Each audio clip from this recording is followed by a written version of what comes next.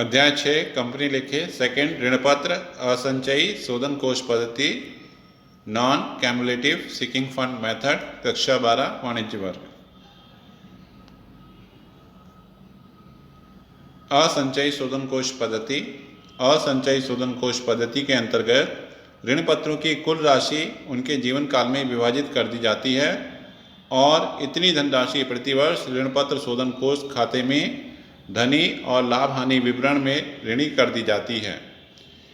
इसकी सबसे प्रमुख बात यह है कि विनियोग पर प्राप्त ब्याज का पुनर्विनियोजन नहीं किया जाता, बल्कि उसे लाभ हानि विवरण में धनी कर दिया जाता है। यानी जो भी ब्याज मिलेगा उसे एक आय की तरह लाभ हानि विवरण में दर्शा दिया जाएगा।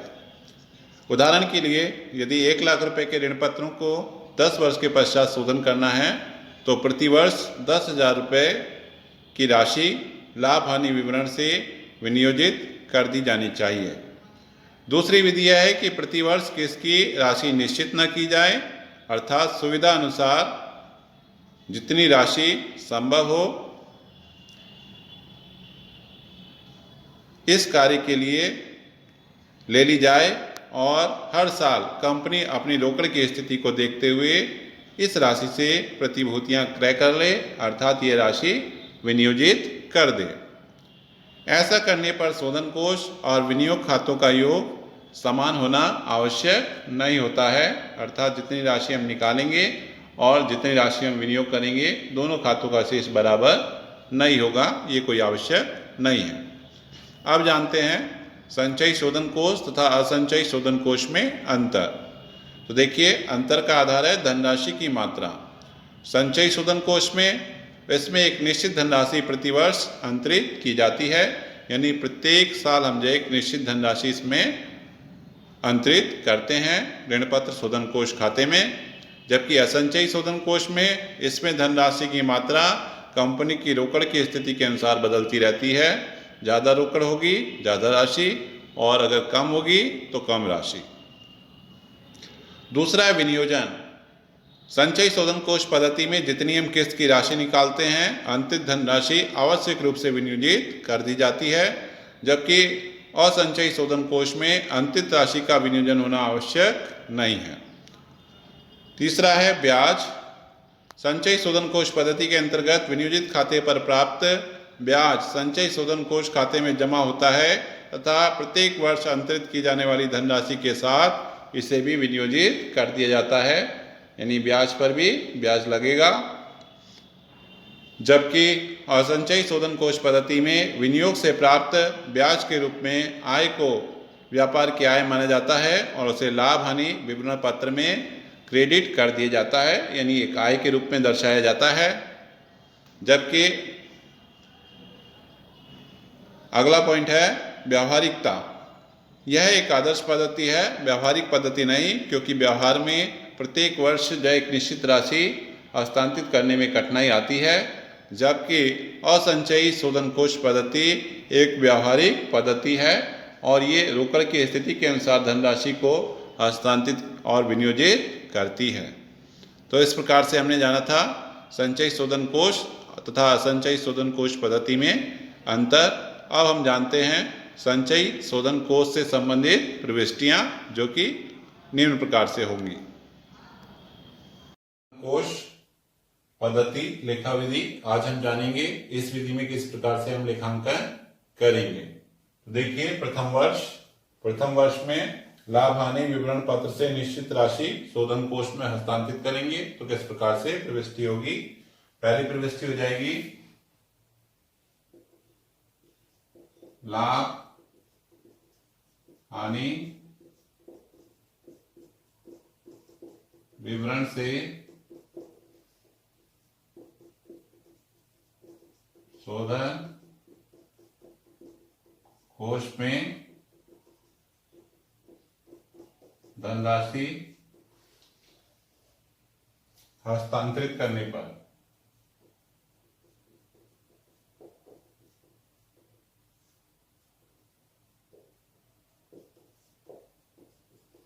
प्रविष्टि होगी हमारी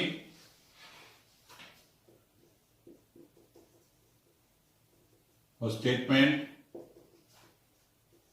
of profit and loss debit to debenture seeking fund account. Narration हो जाएगा being amount transfer to debenture seeking fund account.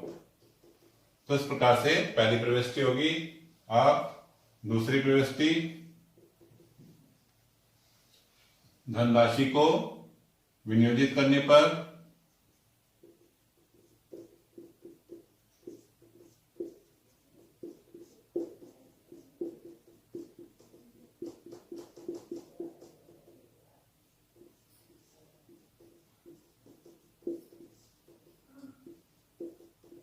धनराशि को जब हम विनियोजित करेंगे तो किस प्रकार से देखिए प्रविष्टि करेंगे।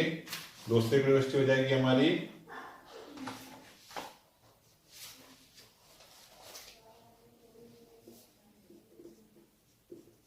Debenture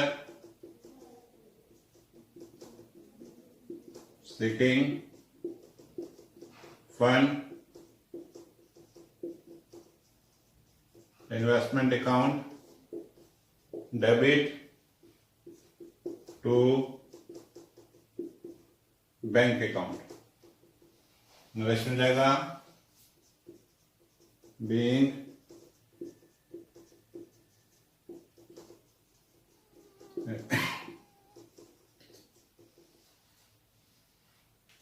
investment made. अब देखिए प्रथम वर्ष के बाद प्रत्येक अगले वर्ष में हम किस प्रकार से प्रविष्टि करेंगे। अगले वर्ष में प्रथम वर्ष के बाद ब्याज प्राप्त होने पर प्रविष्टि हो जाएगी हमारी पहली bank account debit to interest on debenture sinking fund investment account. Narration जगह बीइंग इंटरेस्ट रिसीव्ड। उसके पश्चात दूसरी प्रविष्टि होगी ब्याज की राशि को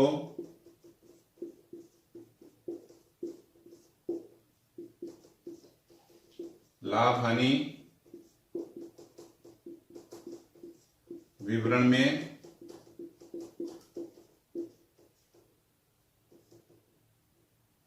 हस्तांतरित करने पर।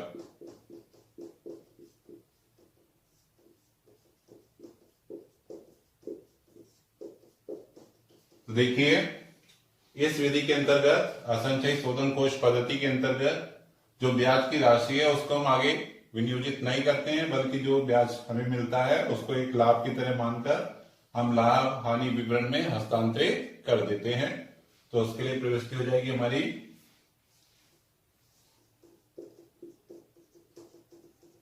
Interest on debenture sinking fund investment account debit to statement of profit and loss being interest transfer to a statement of profit and loss।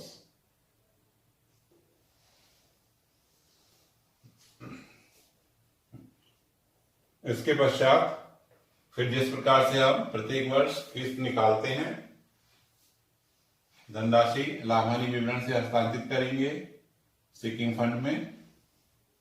तो तीसरी प्रविष्टि लाभ हानि विवरण से धनराशि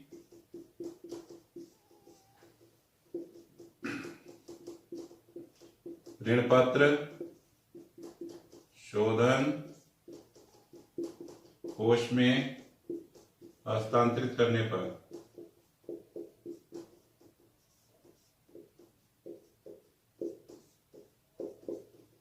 प्रविष्टि हो जाएगी हमारी statement of profit and loss debit to debenture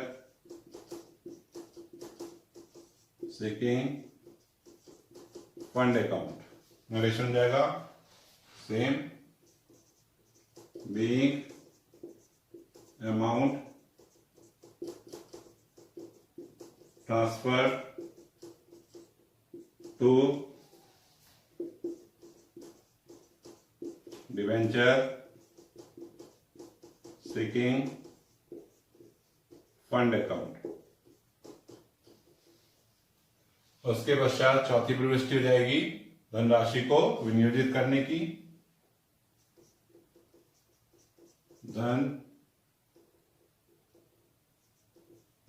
धनराशि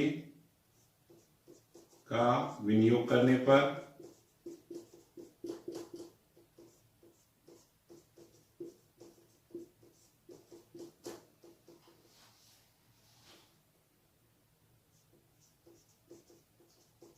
debenture sinking fund investment account debit to bank account. Narration जाएगा बीइंग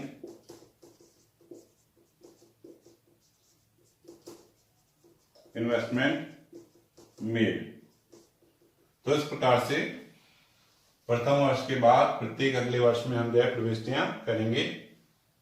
पिछले वर्ष की धनराशि पर ब्याज मिलेगा, उस ब्याज को हम क्या कर देंगे, लाभ हानि विवरण में हस्तांतरित करेंगे और फिर हम किस्त निकालेंगे और किस्त का फिर से हम विनियोग कर देंगे। उसके पश्चात अंतिम वर्ष में किस प्रकार से प्रविष्टि की जाएंगी, आइए देखते हैं।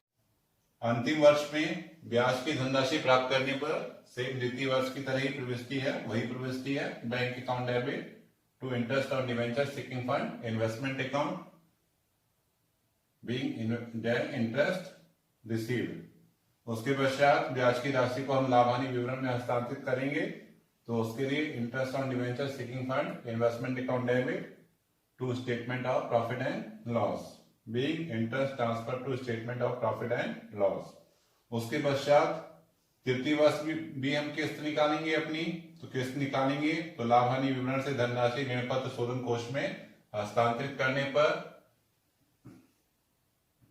प्रविष्टि हो जाएगी statement of profit and loss debit to debenture sinking fund account being amount transfer to debenture sinking fund account. अब इसके पश्चात जो चौथी प्रविष्टि होगी विनियोगों को बेचने पर, क्योंकि अंतिम वर्ष है, अब हमें विनियोग इन्वेस्ट नहीं करना है धनराशि को, बल्कि जो भी हमने विनियोग किए हैं उनको हम बेचेंगे। तो बेचने पर जो प्रविष्टि हम विनियोग करने की करते थे उसी प्रविष्टि को विपरीत करेंगे, तो विनियोग बेचने की प्रविष्टि बन जाएगी। तो हो जाएगी हमारी bank account debit to debenture sinking fund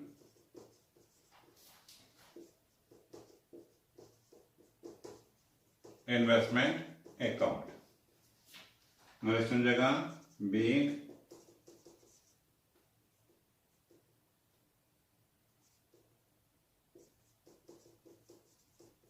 being investment sold, विनियोग बेच दिए गए हैं तो विनियोग की बिक्री पर इस प्रकार से हम प्रविष्टि बना लेंगे। उसके पश्चात विनियोगों पर लाभ या हानि की स्थिति में हम किस प्रकार से प्रविष्टि बनाएंगे वो देखते हैं आगे। बिक्री पर लाभ होने पर तो अगली प्रविष्टि हो जाएगी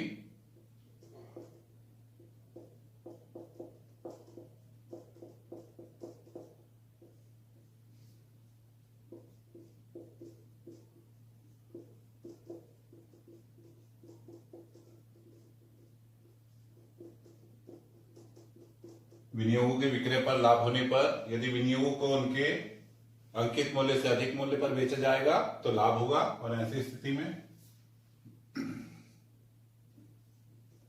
debenture sinking fund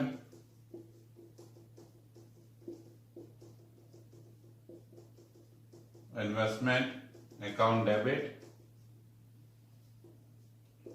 to debenture sinking fund account, जगह being profit on sale of investment. इसके अलावा यदि हानि होती है तो विनियोगों के विक्रय पर हानि होने पर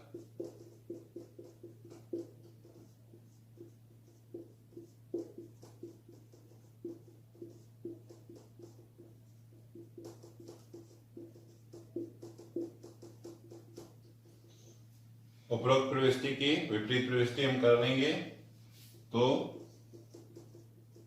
debenture sinking fund account debit to debenture seeking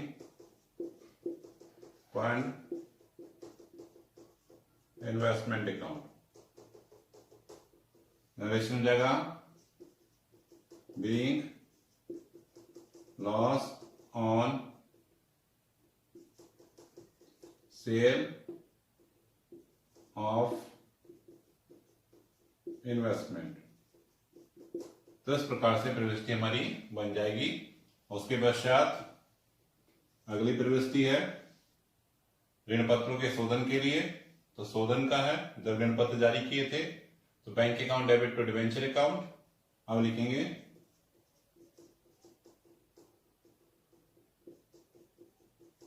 ऋण पत्रों के शोधन पर प्रविष्टि हो जाएगी debenture account debit to bank account, narration देगा बीइंग डिवेंचर पेड ऑफ या रिडेम्पशन ऑफ डिवेंचर। उसके पश्चात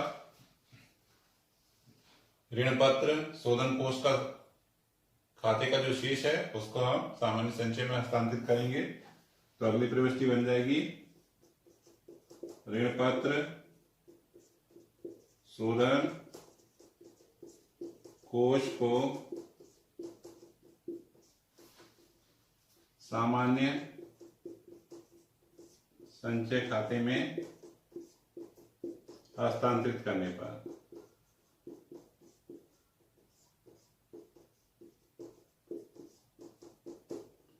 तो इसके लिए प्रविष्टि होगी हमारी debenture sinking fund account debit 2 general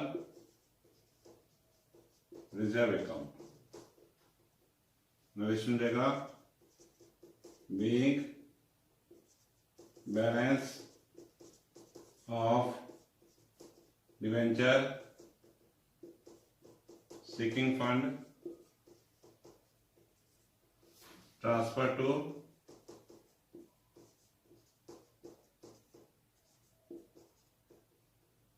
general reserve account.